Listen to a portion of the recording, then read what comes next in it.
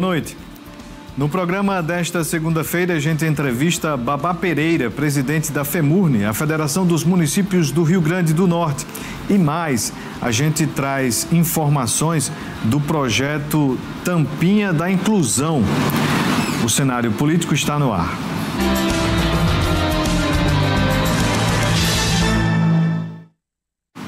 Boa noite para você, minha amiga telespectadora. Boa noite para você, meu amigo telespectador. Estamos começando mais uma edição do Cenário Político TCM, ao vivo para todo o Rio Grande do Norte. Muito obrigado pela audiência, você que nos acompanha aqui na região oeste, a partir aqui de Mossoró. Você que está aí no Alto Oeste, em Pau dos Ferros e cidades vizinhas, no Vale do Açu, também em Natal, capital. Muito obrigado pela audiência. Hoje a gente vai trazer uma pauta municipalista com o Babá Pereira, que é presidente da FEMURNE. Você de casa tem alguma dúvida? Manda sua mensagem através do nosso Instagram, @Cenário Político TCM, e também o WhatsApp 988028941. A gente aguarda a sua participação. Hoje, Babá Pereira aqui conosco, presidente da federação que representa os municípios do Rio Grande do Norte, vem trazer as pautas, as cobranças e avanços também da federação. Já foi prefeito, né, lá de São Tomé, foi presidente por uma oportunidade e agora, mais uma vez, presidente da FEMURNE. Participe, interaja conosco. Vamos de informação. Vamos trazer informação aqui da situação lá da Rua Coronel Gurgel, no centro da cidade. Nesta segunda-feira, foi o início, né, o primeiro dia após o fim do prazo para a remoção dos comerciantes das calçadas e ruas ali do centro moçoroense.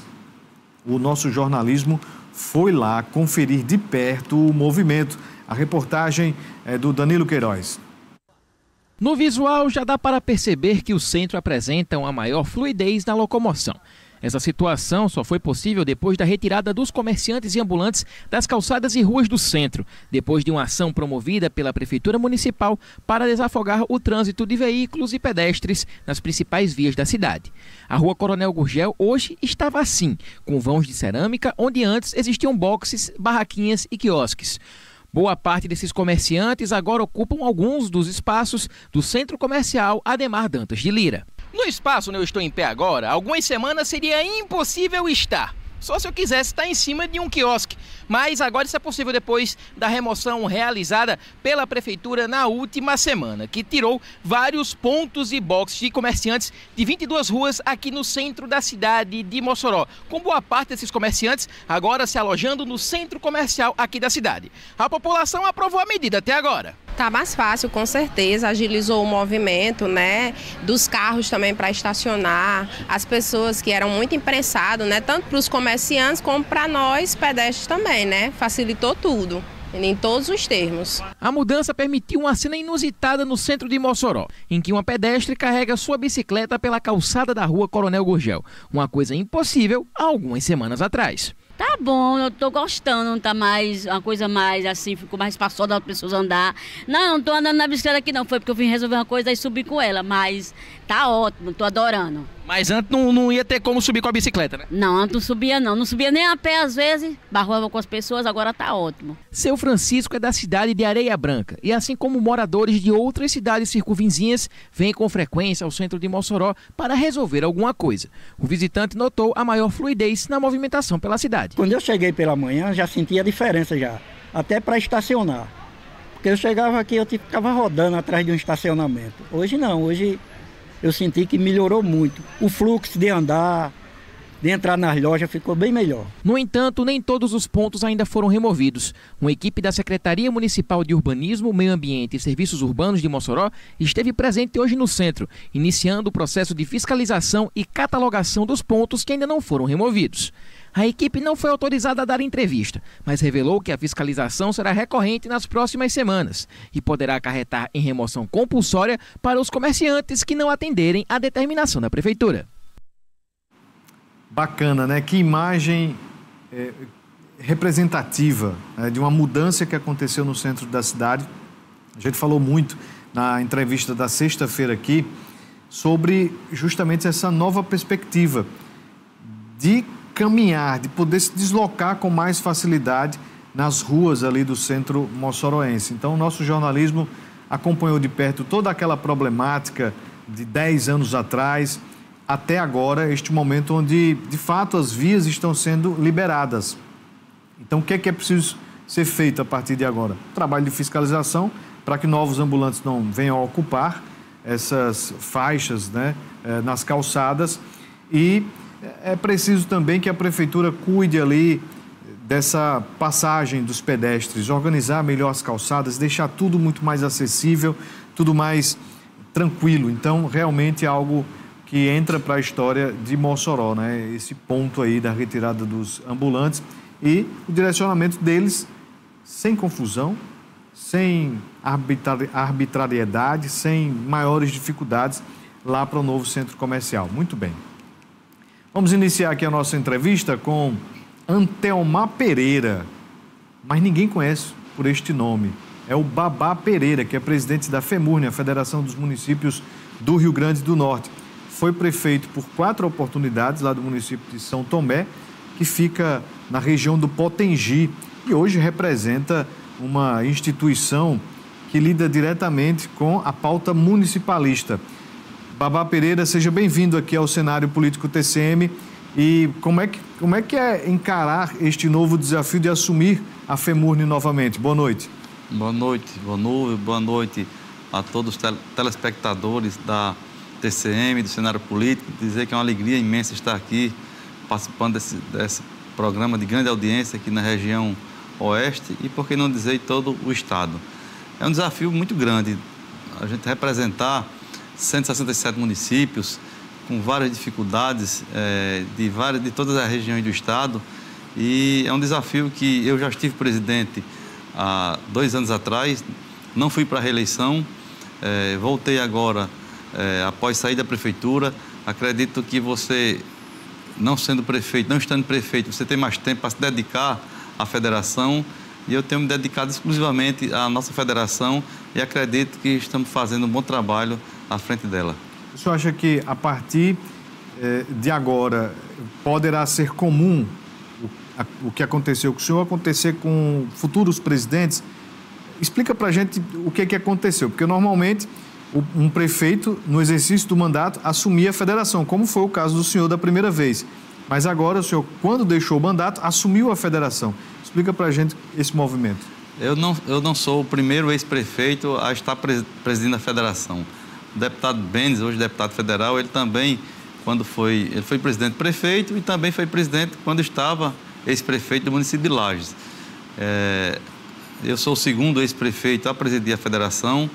Como eu falei, é um desafio que você tem mais tempo para fazer isso, porque não é fácil você tomar de conta de uma entidade como a federação, de representatividade que tem, e também tomar de conta da prefeitura ao mesmo tempo. Às vezes você termina não agradando a federação, os municípios, os prefeitos, nem agradando a sua população lá do seu município, porque há muita incompatibilidade de agendas, né? Você tem que estar sempre na federação, sempre atento ali, representando em reuniões, entrevistas, e termina tomando muito seu tempo.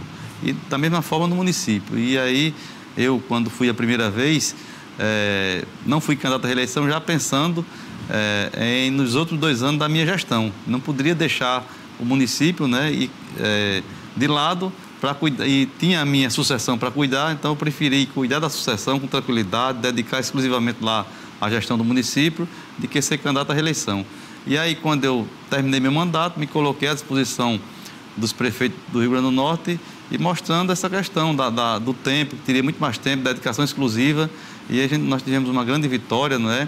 Também, claro, a gente pregou e estamos fazendo uma gestão trazendo a FEMURNE, a independência da FEMURNE, que a FEMURNE ela tem que ser independente, ela não pode ser ligada a governo A ou B, né, porque os interesses ali conflitam. Então a gente tem que ter essa independência, e nós estamos cumprindo com a nossa palavra, estamos firme e forte na defesa dos municípios do Rio Grande do Norte. Aconteceu hoje na APAI, aqui em Mossoró, o lançamento da campanha Tampinha da Inclusão, que tem o objetivo de trocar tampas plásticas por cadeiras de rodas. Acompanhe. A cerimônia aconteceu na sede da APAI, no espaço dedicado a eventos da associação. O momento contou com a presença de assistidos, pais, políticos ligados à causa da pessoa com deficiência e representações de associações em defesa das crianças e adolescentes.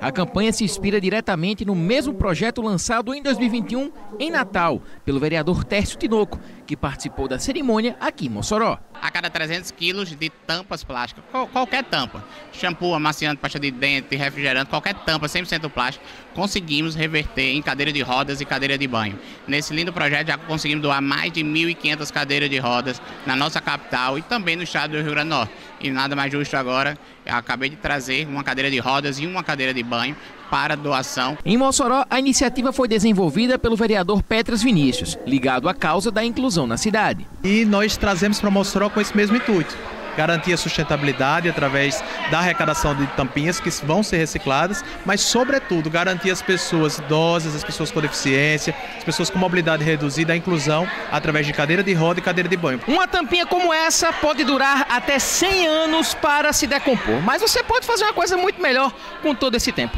e doar aqui em um dos pontos de coleta do programa Tampinha da Inclusão, lançado hoje aqui na cidade de Mossoró. A expectativa é de que no futuro as trocas desse material por cadeiras de rodas venham a beneficiar várias pessoas aqui na região. Inicialmente, as tampinhas doadas pelo projeto serão trocadas ao chegar à marca de 300 quilos, com as cadeiras de rodas então sendo revertidas para a PAI, com o objetivo de dobrar as 10 já existentes na associação. O presidente da PAI, Alexandre Souza, celebrou o lançamento da campanha.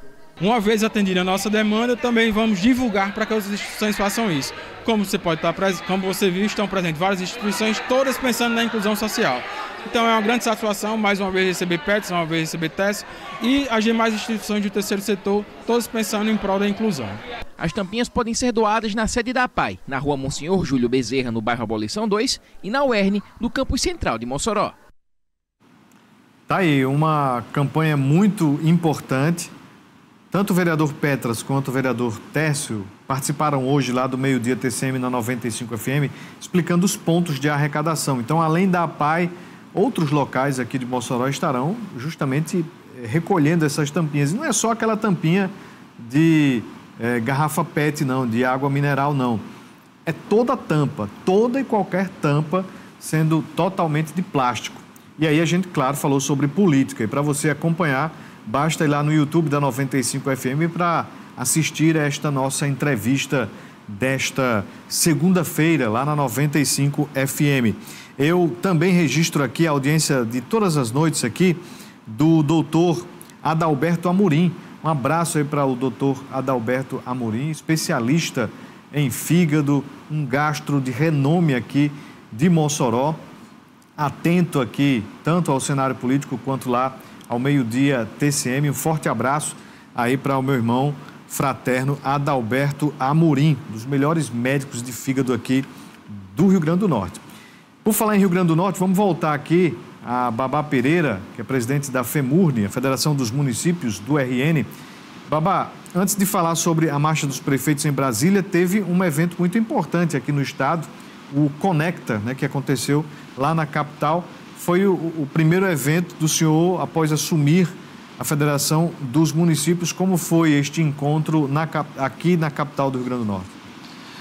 Foi um evento grandioso também, o maior evento municipalista aqui do estado.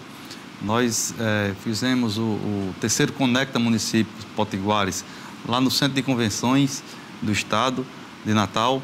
Tivemos lá a presença de mais de 100 prefeitos, a presença de 167 municípios estiveram presentes lá, com seus secretários, vereadores, vice-prefeitos, prefeitos. Tivemos também vários estandes lá, oportunizando assim negócios para os municípios, na inovação tecnológica, compras compartilhadas, enfim, foram no stand de várias empresas e de vários segmentos empresarial, como também tivemos diversas palestras lá, palestras voltadas para o municipalismo do nosso estado. Então foram 2 dias e meio de evento e foi muito produtivo e foi um sucesso realmente este evento, né? É um evento que já está no calendário da federação? Exatamente. Eu fiz o primeiro, o presidente Luciano fez o segundo e agora a gente fez o terceiro. Vai continuar sendo realizado. É muito importante porque além de juntar, né, os municípios, os prefeitos, trocar experiência entre as equipes de cada prefeitura. Também tem um momento de palestras muito importante lá no palco, onde tivemos o Tribunal de Contas, o Tribunal de Contas da União, do Estado, CGU, SEBRAE, Ministério Público, enfim, foram diversas entidades, as instituições financeiras também, como o Banco do Brasil, Caixa Econômica, estiveram presentes, né, levando oportunidades para todos os municípios que ali estiveram presentes. Importante também, porque foi no ano pós-eleições, né? Então tinha novos prefeitos ali, renovaram os mandatos. Cerca de 86 novos prefeitos, tiveram oportunidade também, além de se conhecerem, ter também essa oportunidade de aprender, né? Os órgãos de controle do Estado estavam todos lá, capacitando, orientando as gestões municipais, então isso foi muito importante. Babá, e quando a gente sai daqui do Rio Grande do Norte e vai lá para a Marcha dos Prefeitos em Brasília, qual a avaliação do senhor da junção ali de todos esses chefes de executivo dos municípios na capital federal? A marcha, né, foi a 26ª marcha, que ela é organizada e articulada pela nossa Confederação Nacional de Municípios, a CNM, que tem à frente o grande municipalista, o presidente Paulo Zilkowski, e aí reúne todos os municípios do país, todas as federações regionais fazem aquela mobilização nos municípios, nos estados, e aí esse ano foi um sucesso muito grande. Estiveram presentes lá mais de 3 mil prefeitos e prefeitas do estado, tiveram um número de quase 15 mil participantes na marcha. Aqui do estado, cerca de 100 prefeitos e prefeitas estiveram presentes, mas um total de mais de 350 pessoas estiveram lá, entre prefeitos, vice-prefeitos, vereadores, secretários, assessores municipais do estado estiveram presentes nesta marcha que é, sem dúvida, o maior movimento municipalista da América Latina. Esse encontro dos prefeitos foi justamente na semana ali do fechamento, do encerramento das indicações das emendas dos parlamentares. Como foi esse diálogo? Porque de um lado vocês estavam lá realizando o encontro de prefeitos falando sobre assuntos variados pertinentes aos municípios. E do outro lado, os prefeitos também estavam estavam se colocando ali, né, para o encaminhamento dessas emendas. Como foi esse diálogo? Foi muito tranquilo, até porque as emendas já tinham aberto já anteriormente, 2 semanas atrás. Nós sabemos que nesse momento, muitos prefeitos lá em Brasília, o parlamentar ele não tem como ter aquela conversa particular que sempre tem. Então, na maioria dos casos, já tinha sido definido já antes, né? E aproveitou ali aquele momento apenas para confirmar o que seria indicado e bater um papo com todos ali presentes, né?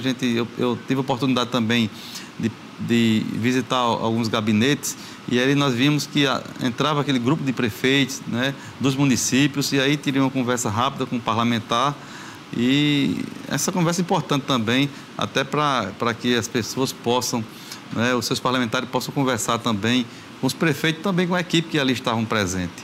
Então, nós tivemos também uma reunião da bancada federal lá em Brasília, no plenário 3 das comissões, uma reunião importante, onde a nossa pauta municipalista, a nível nacional, lá no Congresso Nacional, capitaneada pela CNM, ela foi apresentada e nós tínhamos como prioridade a aprovação da PEC 66. A PEC 66 que trata da questão da Previdência e também dos precatórios, né? Essa aprovação dessa PEC, ela vai trazer um equilíbrio maior às finanças dos municípios. Hoje nós temos, por exemplo, municípios aí que estão praticamente inviáveis às gestões porque não tem como pagar os precatórios, porque não tem como pagar a dívida com a Previdência da maneira que está. Então, a CNM, inclusive, apresentou, junto com 3 parlamentares, eu não me recordo aqui o nome, 3 emendas importantes à PEC 66, trazendo de 60 meses para 360 o parcelamento da Previdência, dos débitos previdenciários. Com isso, vai trazer um alívio às contas municipais. Existe um débito muito grande dos municípios brasileiros para com a Previdência, e a aprovação dessa emenda vai fazer com que os municípios possam ter um suspiro maior, um alívio maior nas contas, e poderá investir mais em educação, em saúde, em segurança, né, na ciência social como um todo. E a outra também que trata da questão dos precatórios, e também nós vamos aí, na proposta da CNM, ela vai poder parcelar, o município parcelar esse débito com os precatórios em até 10 anos. E nisso existe o compromisso, de fato, dos prefeitos de, ao atingirem esse objetivo da aprovação, né, dessa renegociação, do cumprimento efetivo desse pagamento? Sim, com certeza. Do jeito que está hoje, está praticamente inviabilizando os municípios. Tem município aí com dívida bem antigas, dívida junto à Previdência, e hoje ele só pode, o parcelamento máximo que pode ser realizado é 60 meses. E com essa aprovação, que está na Câmara dos Deputados, e aí, sendo aprovado na Câmara, vai voltar para o Senado novamente.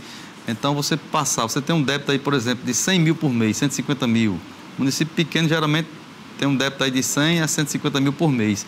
Então, se você parcelar essa parcela aí para 360 meses, então vai diminuir bastante. Você vai passar aí de 100 mil reais por mês, por exemplo, para 20 mil por mês.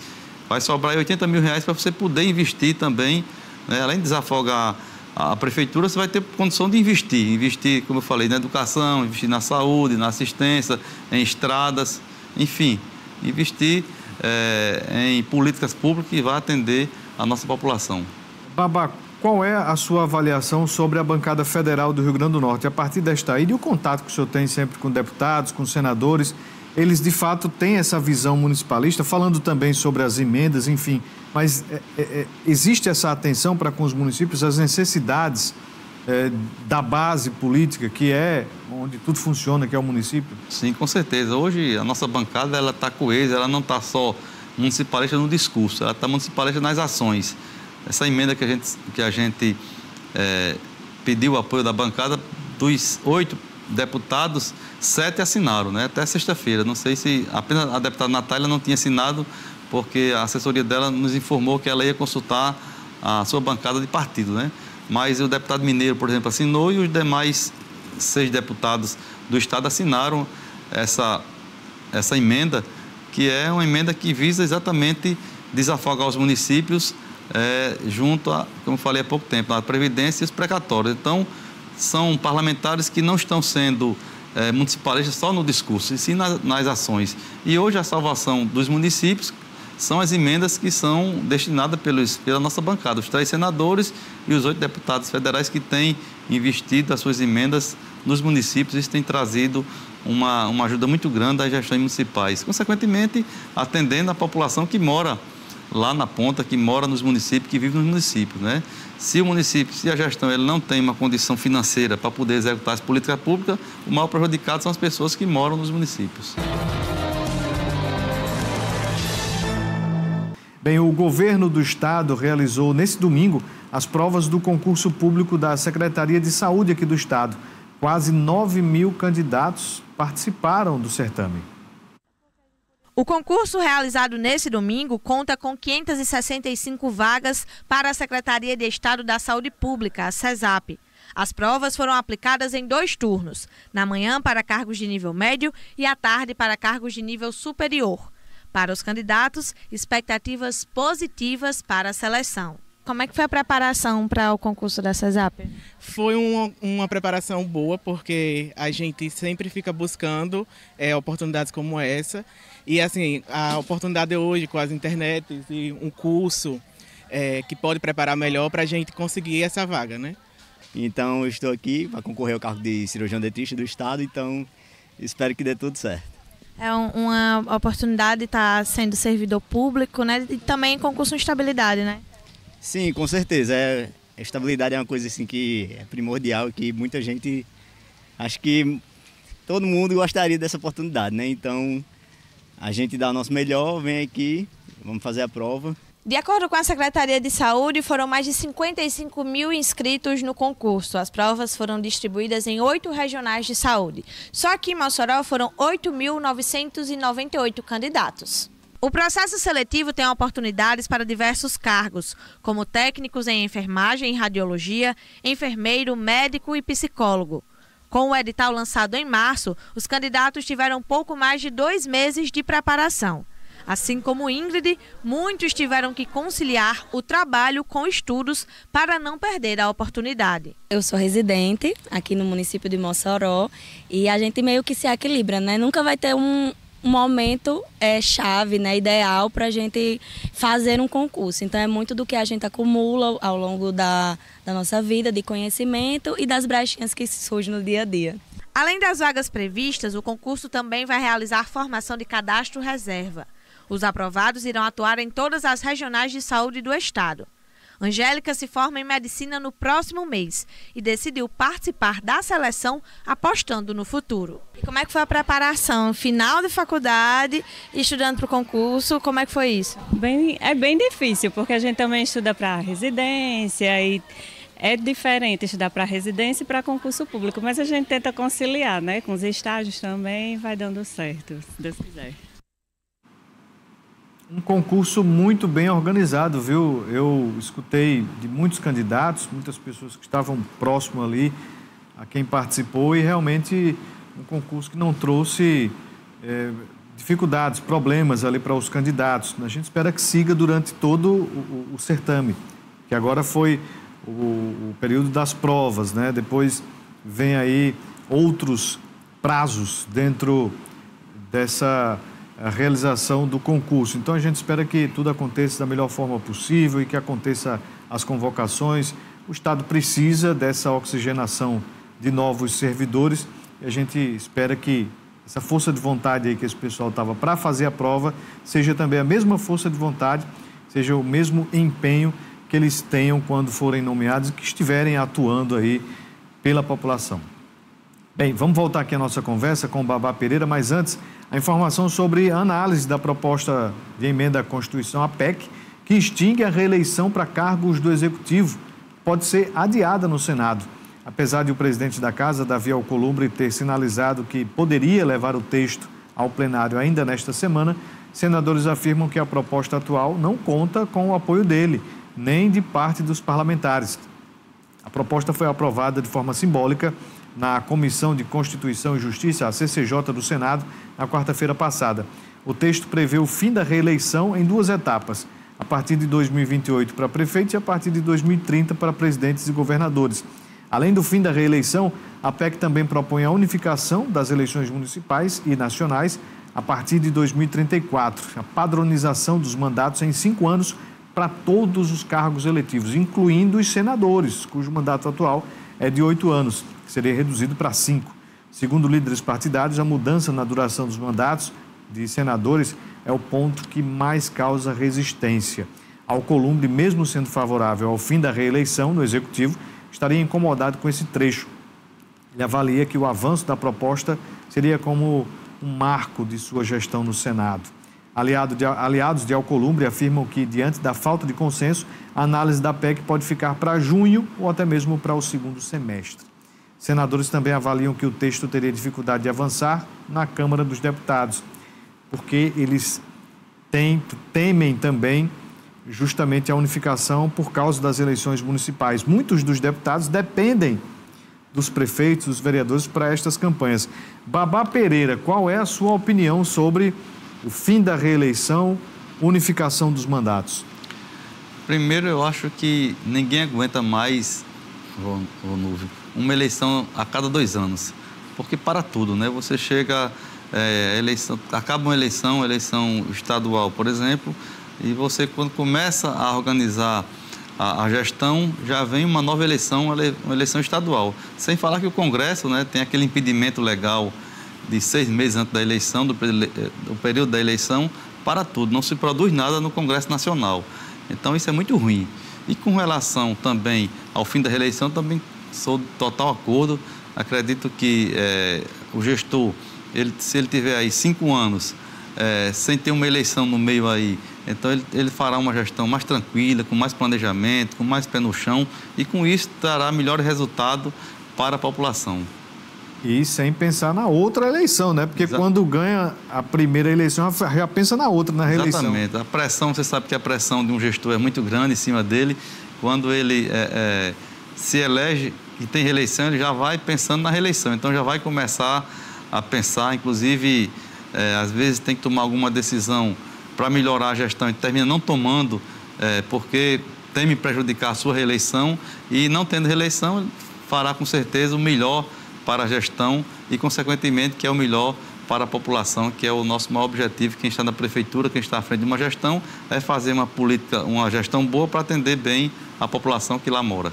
O senhor acha que a classe política lá em Brasília, né, os senadores e deputados, terão essa consciência para impedir esse processo de reeleição, unificar todos esses processos eleitorais? O sentimento que nós temos é que Brasília também está de acordo, só não essa questão aí do Senado. Eu acredito que vão passar esse Senado para 10 anos, né, que hoje é 8, para 10 anos, para poder passar essa PEC. Babá, a gente falando agora sobre 2026, a gente falando aqui sobre eleições e já está batendo a porta 2026. Qual é a postura do presidente da FEMURNE diante das articulações que estão acontecendo? O senhor é um político, é filiado a um partido, né, tem a sua torcida também, obviamente, mas como presidente da federação, como é que o senhor tem se posicionado para esse pleito que se aproxima? Enquanto presidente, eu tenho me posicionado neutro, né, porque o presidente da federação, dos 167 municípios, tem prefeito de todos os partidos, mas enquanto político, eu sou filiado ao PL, sou o segundo vice-presidente do PL hoje. Claro que nós temos a nossa preferência, né? Então, o partido PL é um partido que tem mais crescido hoje no Estado, não é? Recebemos há pouco tempo a filiação de 3 novos prefeitos, estamos para receber a filiação de mais alguns prefeitos muito em breve, não é? O PL que tem como nosso líder maior o senador Rogério Marinho, que é um líder não só aqui no Estado, é o líder da oposição a nível nacional, que tem feito um grande trabalho a nível nacional e que tem feito também um grande trabalho aqui a nível do Estado, né? Ele está trabalhando com Rota 22, ouvindo as regiões, ouvindo os municípios, né, para traçando aí o seu plano de governo, que Rogério será o pré-candidato do PL ao governo do Estado. O senhor acha que poderá haver essa unificação dessa direita ou da oposição para o pleito do ano que vem? Eu acredito que sim.